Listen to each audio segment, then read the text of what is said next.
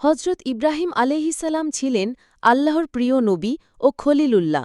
তার জন্ম হয়েছিল ইরাকের বাবিল নগরে। তখনকার মানুষরা কাঠ, পাথর আর ধাতু দিয়ে তৈরি মূর্তি পূজা করত। তার পিতা আজারও ছিলেন মূর্তি তৈরির কারিগর। ছোটবেলা থেকেই ইব্রাহিম আলাইহিসসালাম এসব মূর্তির প্রতি বিশ্বাস রাখতেন না। তিনি চিন্তা করতেন, যে জিনিস মানুষ নিজের হাতে বানায় তা কি করে খোদা হতে পারে? তারা তো নিজেরাই কথা বলতে পারে না, চলতে পারে না। এভাবে তিনি সত্য অনুসন্ধান করতে শুরু করলেন। যুবক হওয়ার পর ইব্রাহিম আলাইহিসসালাম আকাশের তারা, চাঁদ আর সূর্য দেখলেন এবং একসময় ভাবলেন এগুলোই হয়তো উপাস্য।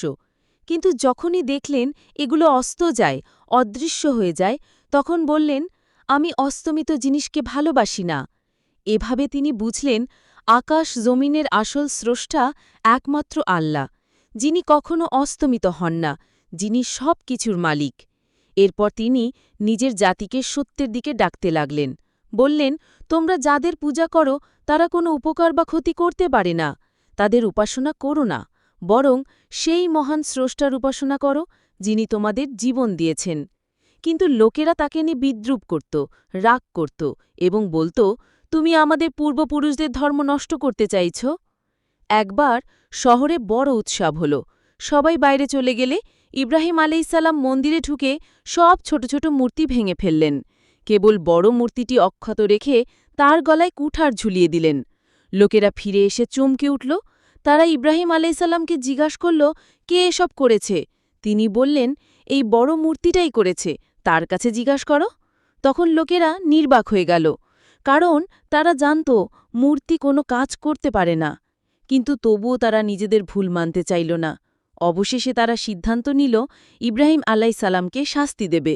বিশাল অগ্নিকুণ্ড জ্বালানো হল এবং তাকে সেই আগুনে নিক্ষেপ করা হল। কিন্তু আল্লাহ তাআলা বললেন, হে আগুন, তুমি ইব্রাহিমের উপর ঠান্ডা ও নিরাপদ হয়ে যাও। আগুন তার কোনো ক্ষতি করতে পারল না। তিনি নিরাপদে বেরিয়ে এলেন। এই অলৌকিক ঘটনায় মানুষ আরও অবাক হল, কিন্তু অনেকেই তবু ঈমান আনল না। নিজ জাতির অবিশ্বাস দেখে ইব্রাহিম আলাইহিসসালাম আল্লাহর নির্দেশে বাবিল ত্যাগ করলেন।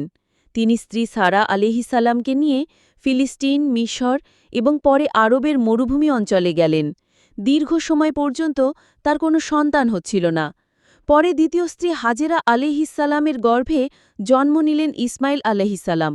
আল্লাহর নির্দেশে ইব্রাহিম আলাইহিসসালাম হাজেরা আলাইহিসসালাম ও শিশু ইসমাইল আলাইহিসসালামকে নিয়ে নির্জন মক্কার মরুভূমিতে রেখে গেলেন।